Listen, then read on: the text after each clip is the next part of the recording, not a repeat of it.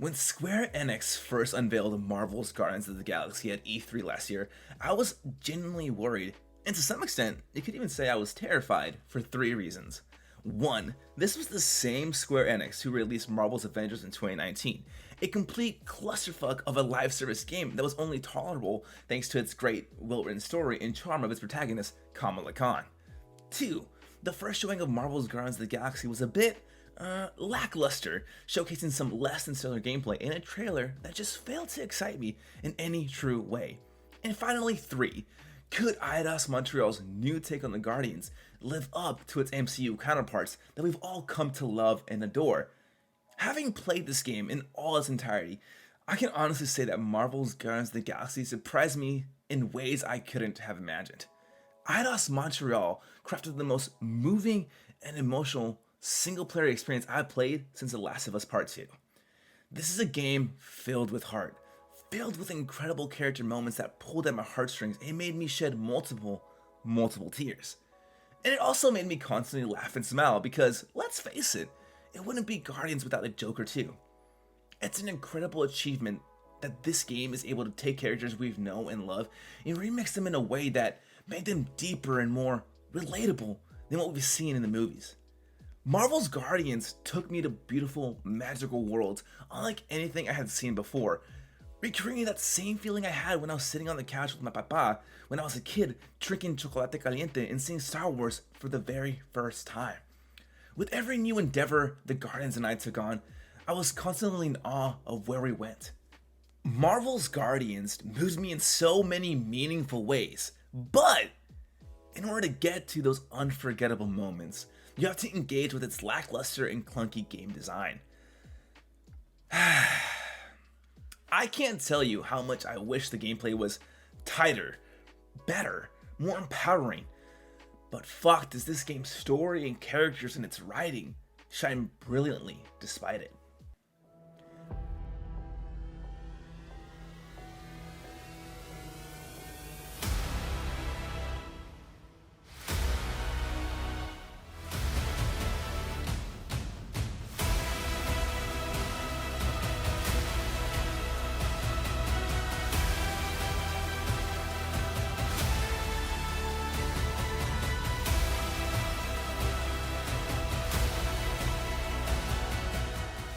The best decision Eidos Montreal made was keeping Marvel's Guardians of the Galaxy a strictly linear, single-player experience. This could have easily been a live service co-op game filled with microtransactions and half-baked features, but luckily, Square Enix seems to have learned their lesson after the dumpster fire of a debacle that was Marvel's Avengers. Unlike Marvel's Avengers, in which you're able to choose from a variety of iconic heroes that each has their own playstyle and abilities, in this game you solely control Peter Quill, aka Star-Lord. Yes, you heard that right. While Drax, Gamora, Rocket, and Groot fight alongside you and are constantly present throughout the course of the 15-hour campaign, you maneuver and see the world through the lens of Peter Quill. Marvel's Guardians is best described as a mashup of Mass Effect 2, Final Fantasy VII Remake, and Uncharted. It's an action-adventure romp with RPG elements in which you level up to gain access to new abilities and make crucial choices throughout the story that will have an impact on how your story unfolds. When I sat down and started writing this review, I thought about what made Marvel's Guardians stay with me long after it was over. What was the reason that I fell in love with this game despite its major flaws? And honestly, that answer was instant and simple. It is the game's phenomenal writing. The story, the characters, the emotional beats, the character development, the jokes are the reason why you should play this game. What Marvel's Guardians does so masterfully well is that it crafts a story where everything that happens in the main narrative is to service the development of its characters in a way that's genuine and believable. Eidos Montreal wrote a narrative about loss and grief and how it affects us to our core, about how we can accept those losses and overcome them in order for us to ultimately begin healing. We've all come to know the Guardians through the movies, but this game dives deeper into what we've seen. It dives into their fears, their traumas, their grief, regrets, and how those aspects have come to shape them. I was shocked by how great of a job they did at separating these Guardians from their MCU counterparts.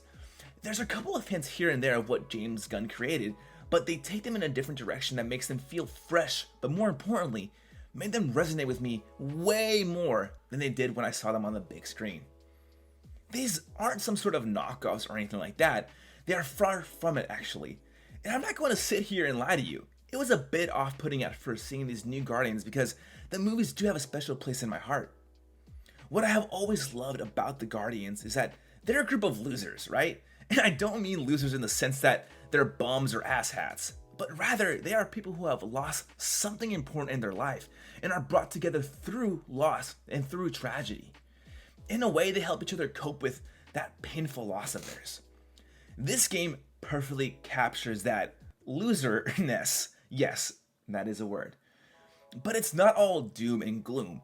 This is Guardians of the Galaxy, and it wouldn't be Guardians without them arguing and fighting amongst each other or cracking jokes. Humor is what makes the Guardians of the Galaxy, well, the Guardians of the Galaxy.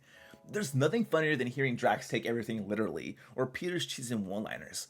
While jokes fly left and right, I was kind of amazed by how many of the jokes actually hit. Some made me chuckle, others made me laugh out loud. It's no surprise that the Guardians are a family that put the fun in dysfunctional. And Eidos Montreal perfectly captures the team dynamic as they banter about the most ridiculous of things as you traverse a level or fight off waves and waves of baddies. The brilliance and beauty of the writing comes in the balance they have achieved with the humor and its poignant, somber moments. They knew when to let moments breathe, when to interrupt a quiet moment with a joke that elevated the scene or broke the tension. Nailing that is something that isn't easy because I've seen multiple games force funny lines in the moment for the sake of trying to be funny. Marvel's Guardians is intentional with every joke they use in its powerful moments. When I first booted up Marvel's Guardians, I wasn't expecting it to be an emotional ride. I actually expected the complete opposite. I said it earlier and I'll say it again. This game has heart, and a lot of it. The places this game goes with the Guardians touch me in powerful ways because the things the characters were going through were so relatable. There are a lot of heartbreaking scenes in Marvel's Guardians that play with your expectations. One minute you'll be laughing at a dumb joke Peter, Rocket, Drax, or Gamora say, and the next you'll be tearing up or full on bawling at something they say or go through. There's this one scene with Drax towards the end of the game that just destroyed me. And I don't want to spoil anything, but I just want to say that it was the first time in a long time that a game made me cry like that. Discovering the pain Drax carried over the loss of his family, or the reason behind Rocket's overprotection of the team, just to give a few examples by the way, struck a chord with me in ways I couldn't have imagined. However, the dialogue and story wouldn't have hit as hard if it weren't for the fantastic voice performance and visuals this game showcases. I can't overstate enough how phenomenal the voice acting is in this game. Every actor brings every word and joke to life and add their own flair to each respective Guardian. I know this is cliche to say, but fuck it. When things are at their most dramatic, the voice actors make you feel every word they say.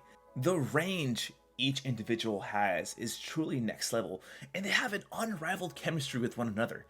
I think the biggest compliment I can give is that they did such a great job that at the end of this game, they became my Guardians instead of their MCU counterparts. No cap. But on top of that, the game's top tier facial capture is truly something that's next generation. I was constantly stunned by how lifelike the facial animations were and how much they elevated a scene, especially during the most heartfelt moments.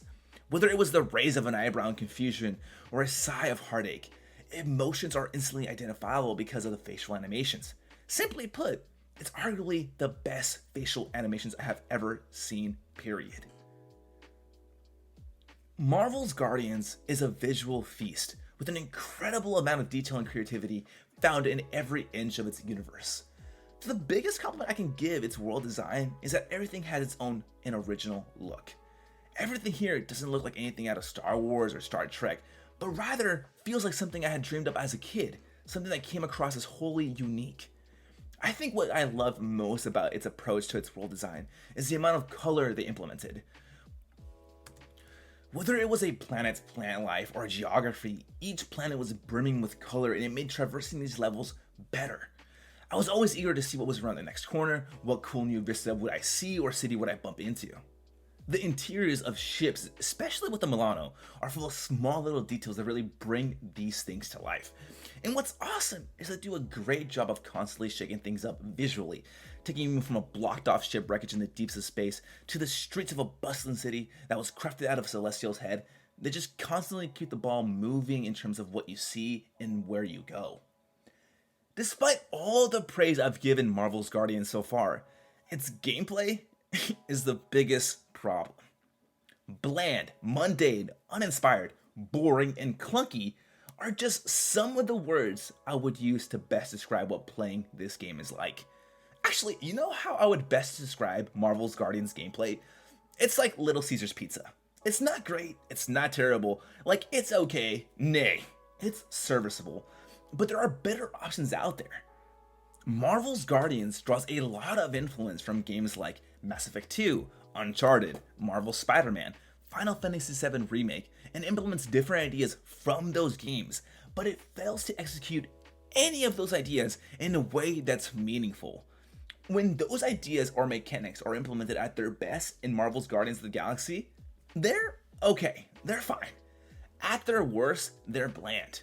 Starting with the combat, it's incredibly mediocre and clunky. As I mentioned earlier, you only play as Star-Lord, but the other 4 Guardians are, for the most part, always at your side, helping you fight enemies as you give them orders and use their abilities. In theory, that sounds awesome, but once you begin shooting and commanding your team, it's kind of a big letdown. Combat does not feel good. There's no sense of energy or power behind anything you do. Your blasters do so little damage to the point that it felt like I was hitting enemies with marshmallows rather than lasers. I could have unloaded 2 or 3 clips into an enemy and barely have scratched the surface of their health bar. What's crazy is that I understand why they probably decided to do this, right? They wanted to emphasize team play. After all, this is a game about a team, not a solo adventure. They wanted to recreate that team feel, but it takes away from the power I have as a player to create impactful combat moments because I have to rely on using the Guardian's abilities to make anything happen. The problem with that is that using the Guardian abilities is clunky. The game's control scheme makes using any of the team's abilities a pain in the ass. You have to use the L1 button to slow down time so that you can then use one of the 4 face buttons to pick what Guardian you're going to select. Then you have to use one of the 4 face buttons again to select which one of their abilities you want to use. And I know what you're thinking. That doesn't sound that bad. But when you're in the middle of a hectic fight with 2 or 3 groups of enemies, it's easy to pick the wrong Guardian or the wrong ability.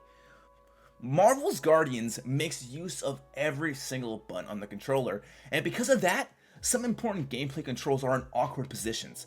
This caused me to use a wrong ability or accidentally call a team huddle during the middle of a fight.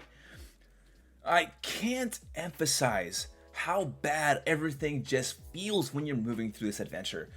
Dodging attacks is sluggish and, at times, kind of hard because there's no clear indicator of where an attack is coming from, and there's sometimes multiple enemies on screen at once, so it's hard to keep track of. Melee attacks are useless and felt more like I was punching the air more so than punching an enemy. Shooting is so passive as you have to merely lock onto an enemy rather than actually aiming down sights and using your blasters. None of it is responsive or engaging. It just doesn't feel good or impactful. Remember how good it felt to swing and recall the Leviathan axe in God of War? Remember how satisfying it felt to land a great combo on a baddie in Spider-Man? Remember how hefty and powerful it felt to shoot an enemy in Deathloop or Returnal? Those experiences created these gameplay loops that felt rewarding, loops that felt like you were powerful and had agency within its combat scenarios. But here, that's non-existent. Good gameplay is supposed to be an engaging experience and where you're giving a tool set that allows you to interact with its combat scenarios in a way that makes you feel good, that makes you feel like you're being active. Here, all of that is not there. It's non-existent. What's worse is that the level design in terms of combat scenarios is for the most part uninspired. Most of the fights took place in similar flat, open areas with little verticality or interesting design. Enemy variety is non-existent as you'll face the same 5 or 6 enemies throughout the course of the 16-hour adventure, causing combat to grow more and more stale as you go on. And to be honest, Enemies are just bullet sponges. They didn't force me to switch up how I played or how I approached certain fights. They didn't use smart tactics to catch me off guard. They were just there to be there instead of creating unique scenarios. When it comes to the Guardian's abilities I mentioned earlier, I don't think the multiple abilities each one has made a true difference. While each Guardian specializes in something different, like Rocket focusing on AoE damage or Gamora's focus on heavy single target damage, I found myself using only one of their 4 abilities for the majority of the game.